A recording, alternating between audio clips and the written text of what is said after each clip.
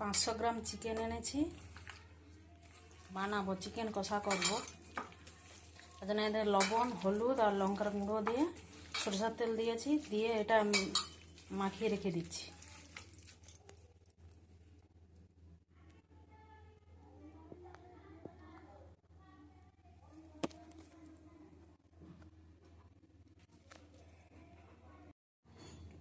আদা রসুনের পেস্ট দিয়েছি আর টক দই, সরষের তেল দিয়ে ম্যারিনেট করে রেখে দেবো এখন 1 ঘন্টা,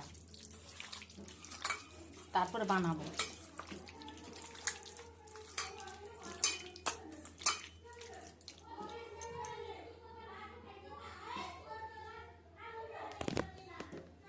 একটুও তেল দেইনি, কারণ চিকেনটা মাখানোর সময় তেল দিয়েছিলাম, এমনি দিয়ে দেবো।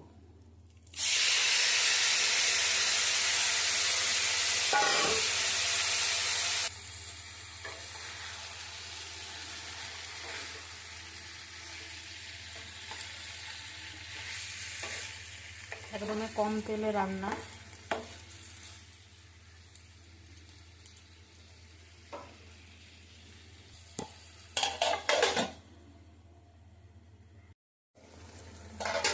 কত জল বেরিয়ে গেছে, এই জলেই রান্না হয়ে যাবে।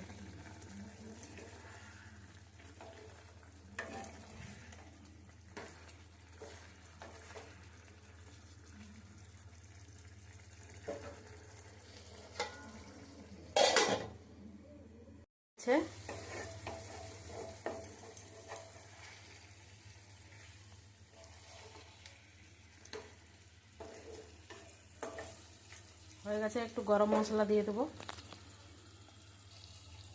একটু দেবো, দিয়ে দিচ্ছি।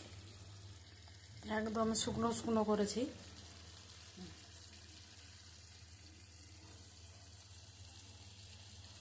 দিয়ে দিয়েছি।